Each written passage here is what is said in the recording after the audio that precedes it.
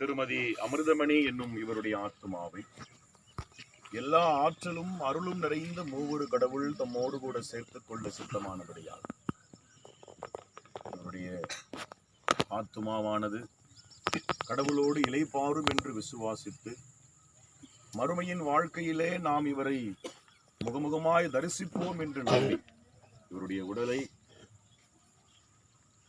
மண்ணுக்கு மண்ணாக, சாம்பலுக்கு சாம்பலாக, புழுதிக்கு புழுதியாக இந்த பூமிக்கு கொடுக்கிறோம். கடவுளை நோக்கி நாம் வேண்டிக் கொள்வோம்.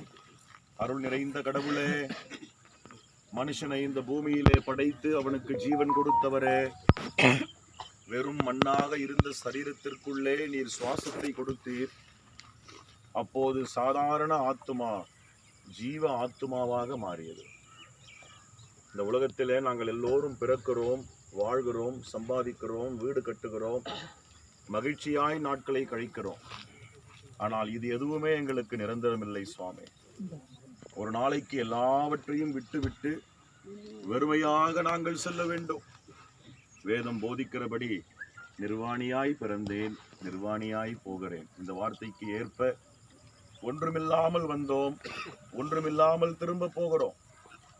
எங்கள் அன்புக்குரிய சகோதரி இந்த பூமியிலே பிறக்கவும், தகரகுப்பம் கிராமத்திலே திருமணமாகி வரவும், மகிழ்ச்சியோடு வாழவும் நீர் கொடுத்த நல்ல வாழ்வுக்காக உமக்கு ஸ்தோத்திரம்.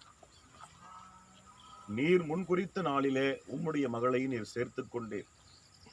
ஆகவே நாங்கள் உம்மிடத்திலே அவரை ஒப்பு கொடுத்து விட்டோம். அவருடைய ஆத்மா உம்மோடு கூட இளைப்பாறட்டும். இருப்பினும் இந்த சரீரமானது பலவீனம் உள்ளது. அவரை எண்ணி நாங்கள் வேதனைப்படுகிறோம், கலங்குகிறோம், துக்கிக்கிறோம். ஆனால் ஒரு நாள் வரும், அன்றைக்கு இயேசு கிறிஸ்து இந்த பூமிக்கு வருவார். அப்போது மரித்தவர்கள் முதலாவது எழுந்திருப்பார்கள்.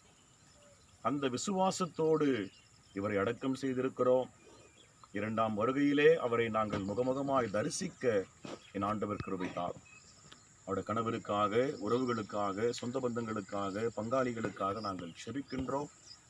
தகரகுப்பம் திருச்சபையாக அவர்களுக்கு ஆழ்ந்த இரங்கலை, அனுதாபங்களை நாங்கள் தெரிவிக்கிறோம். அந்த குடும்பத்தோடு நீர் பிரசன்னராயிரும். அவர்களுக்கு தேவையான ஆறுதலையும் சமாதானத்தையும் தாரும். எங்கள் ஆண்டவர் இயேசு கிறிஸ்துவின் வழியாக வேண்டிக் கொள்கிறோம் பிதாவே. ஆமென். ஆத்துமாவே கர்த்தரை ஸ்தோத்திரி, உள்ளமே பரிசுத்த நாமத்தை ஸ்தோத்திரி. என் ஆத்துமாவே கர்த்தரை ஸ்தோத்திரி. கர்த்தர் செய்த சகல உபகாரங்களை மறவாதே. ஆமென்.